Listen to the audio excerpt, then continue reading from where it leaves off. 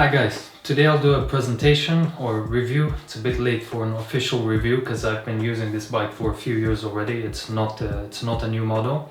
So today I'll be presenting my endurance bike, which is a Cannondale Synapse.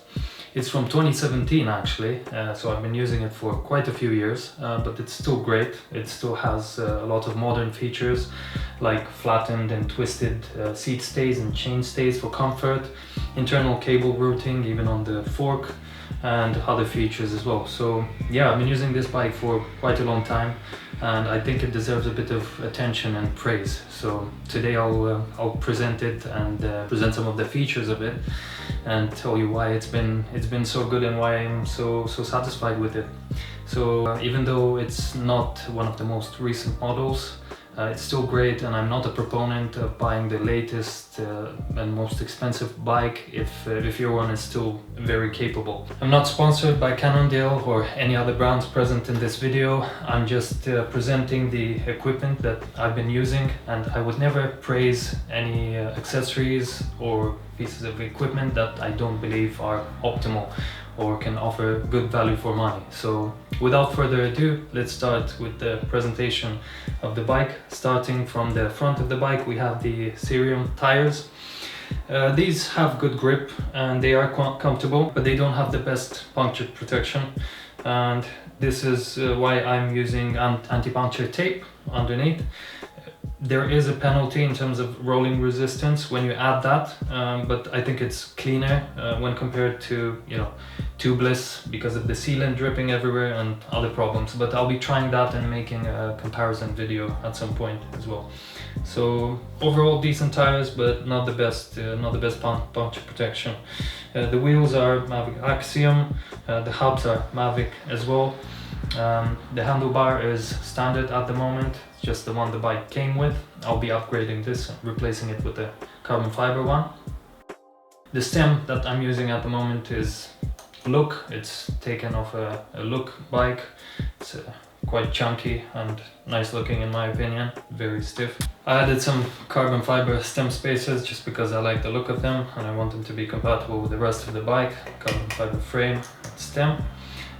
Moving down to the brakes, the calipers and the levers are the ones corresponding with the rest of the Groupset, which is Shimano Ultegra. I believe the generation was 6800 if I'm not mistaken. The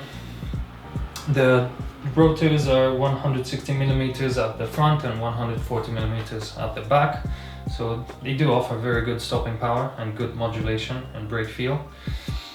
Have a nice Hope carbon fiber bottle cage over here as well from the UK. The saddle I'm using at the moment is Physique Aliante R3. It's comfortable enough for me. It's one of my saddles of choice. And the seat post as well is the one the bike came with, but I do have another one which I bought. I just can't find it because I have a ton of components everywhere. So I'll be upgrading that as well. It's not the standard 27.2mm, this is 25.4mm for extra compliance and flex. Speaking about flex, there are some very nice features integrated into the frame.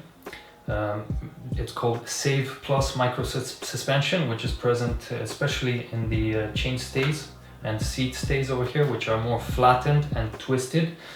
This should offer extra compliance and reduce the vibrations from the road, especially on rough sections. I think they do a very good job because this bike is very comfortable even on days when I spend 6 hours in the saddle. So yeah, it's quite good. I don't have any back pain, any numbness, so I think it does a very good job. Moving down to the crankset, I'm currently using a compact 5034 crankset. Cannondale uses their proprietary spider ring, it's called, or hologram SI. Apparently they replace the original Ultegra one to save weight on climbs and acceleration. So I'm not sure if I like it more than the original Ultegra. I think it looks good and it does seem to save a bit of weight because it's hollowed out over here. Ultegra is a bit more chunky, a bit thicker. So yeah, and the cranks I'm using now are 175mm. which are good enough for me. I will probably try out some shorter cranks in the future, because they're very popular nowadays. So yeah, I'll probably give them a try. And this is paired with an 1132 cassette at the back, Ultegra cassette, that comes as standard with the Groupset, Ultegra 6800 Groupset, and the RS685 shifters. Shifting is very smooth, nothing to complain about here. The position on the bike as well helps a lot with comfort. As you know, a good endurance bike is one that has good vertical compliance, while at the same time not compromising too much on lateral stiffness. This bike has a taller head tube here than, for example, Cannondale Super 6 Evo or other race bikes, and it has a more relaxed head angle for a less aggressive position. The weight of the bike is approximately 8.6 kilograms, and it has clearance for tires up to 32 millimeters, which is quite remarkable given the fact that this is an 8-year-old bike.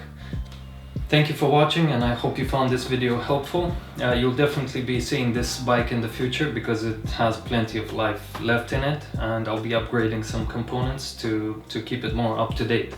Also, let me know in the comment section down below what kind of upgrades you guys do to your bikes to keep them more up to date when it's not time to replace them yet. Thank you, and see you in the next one.